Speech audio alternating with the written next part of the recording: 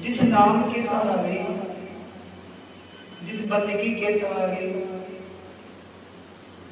इंसान हर मुश्किल से निकल सकता है। कोई मुश्किल हो, कोई तकलीफ हो, कोई दुख हो, कोई दर्द हो,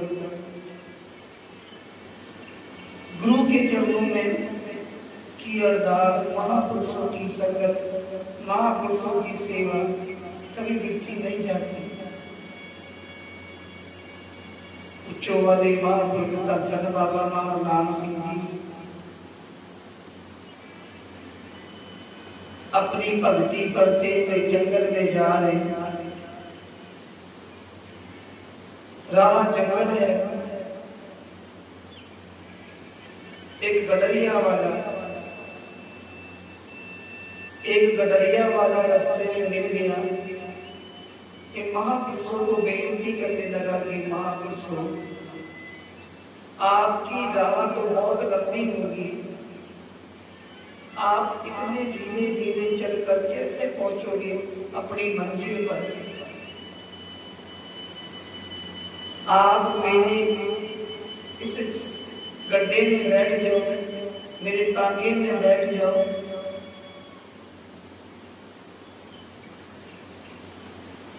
आपका रास्ता छोटा हो जाएगा। महापुरुषों ने कहा कि भाई हमारा नित्य का कर्म है, नित्य की हमारी दौड़ है। जैसे परमात्मा का गुरु साहब का हुक्म होता है, उस हुक्म अनुसार बिन अनुसार हम नित्य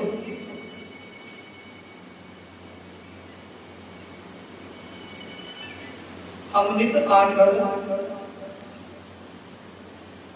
इसी तरह अपनी भक्ति करते हैं। पता नहीं कितने लंबे कोस हमें पैदल ही चलना पड़ता है।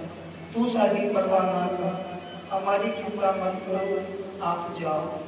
कि नहीं महापुरुषों, आप मेरे इस गडरिए में गड्ढे में बैठो। जब महापुरुषों को बार बार बेनती करने लगा, महापुरुष बैठ गए। उस गडरिए ने अपने गड्ढे पर चारपाई बांध रखी थी। वो कहने लगा कि महापुरुषों, आप इस चारपाई पर बैठो। महापुरुष कहने लगे, भाई हमारे पास कोई माया नहीं है, तेने कोई सवारी बिठानी होगी, तेने अपना घर खर्च चलाना है। जे मैं इस पर बैठ गया, दूसरी सवारी कैसे आएगी? वो कहने लगा, महापुरुषों जी, आप उसकी चिंता मत करो। जब गुरु ने इस संसार में ये जीवन दिया है तो रिजल्ट भी आप देगा, पर ये सेवा का मौका मुझे शायद दोबारा ना मिले। ये सेवा मेरे भाग में दोबारा से हो ना हो। आप इस चारपाई पर बैठो, आप मेरे साथ चलो। जब आपका स्थान आएगा, मैं वहां आपको छोड़ दूंगा। उच्चों वाले महापुरुष गडरिए के गड्ढे पर बैठ गए, चारपाई पर बैठे भजन बंदगी में सिमरन में जुड़ गए। अब गडरिए ने थोड़ी देर बाद प्रसादा खोला। ये दो प्रसादे कहने लगा, महापुरुषों ये आपके निमित्त है, आप भी चल लो, मैं भी चल लेता हूँ। महापुरुषों ने कहा कि भाई साढ़े प्रसादे तो रख दे, तुम आप चलो। कहते महापुरुषों तुसी छको। कहते कि कोई नहीं, तुम इन दो प्रसादों को रख दे, हमें जब भूख होगी हम खा लेंगे। महापुरुषों के वचन मान के वो गडरिया वाला प्रसादा छक के महापुरुषों की प्रसादे रख दिए। अब रास्ते में चल रहे, महापुरुष वचन विलास करते जा रहे। चलते चलते रात के जंगल में रात हो गई। जंगल में रात होने के बाद सही जगह विश्राम करने के लिए गडरिए ने अपना गड्ढा रोक लिया। तो कहने लगा कि महापुरुषों आप इस चारपाई पर आराम कर लो, मैं जमीन पर दरी बिछाकर आराम कर लेता हूँ। कहने तू भी चारपाई पर बैठ जा, आराम कर ले। कहने नहीं महापुरुषों मेरी थां नीचे ही है, नाम जपने वालों की महापुरुषों का स्थान ऊंचा होता है, बंदगी करने वाली रूह उनको ऊंचे ऊंचे स्थान पर बिठाते हैं। इतना तो मुझे ज्ञान है, आप कृपा करके आराम करो, मैं नीचे दरी बिछाकर आराम करूंगा। आधी रात में गडरिया के गड्ढे के जो भैंस था, एक आधी रात को बहुत ज्यादा बीमार हो गया, कोई दर्द उसके ऐसे उठी कि पूरा वो लेट गए। अब गडरिए वाला बहुत चिंतित हो गया, दुखी हो गया कि ये ऐसे क्यों रो रहा, जमीन पर लेट गया। उसे ज्ञात हो गया कि अब जो इसकी दर्द है इससे ये मर ना जाए, क्योंकि जानवर की दर्द बहुत भयानक होती है। जो दर्द होती है तो कई बार उनका मृत्यु का भी कारण बढ़ जाती है। अब गडरिया वाला बहुत कोशिश करे, कोई उपचार नहीं, रोने लगा, दुखी हो गया। जब ऊंची ऊंची रो रहा है, महापुरुष का पूरी रात जितनी बार भी गडरिये ने महापुरुषों को देखा रास्ते में, वो चारपाई पर बैठे थे, चौकड़ा मारकर अपनी भजन बंदगी में लगे थे, उन्होंने आराम नहीं किया था। महापुरुष कई दिन अपनी समाधि लगा लिए थे, 4 दिन 10 दिन एक चौकड़े में बैठना।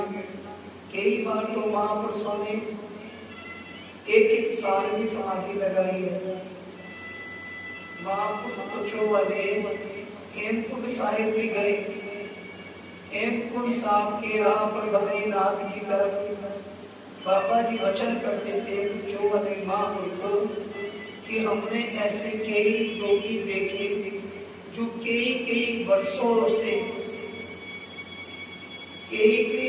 से योग साधना से अपने प्राण 10वें द्वार में चढ़ाकर बैठे हैं।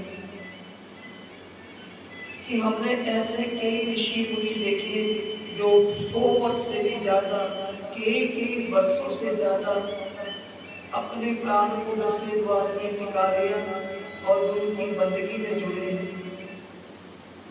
महापुरुष ये भी बोलते थे कि हमने गुरु गोविंद सिंह जी महाराज के वो सिख भी देखे जो गुरु गोविंद सिंह जी महाराज के समय हुआ करते थे, पर अपनी भक्ति साधना से वो सिखों का गुरु गोविंद सिंह महाराज को हुक्म था, उन्होंने देह नहीं त्यागी और उनका पहरा होता था।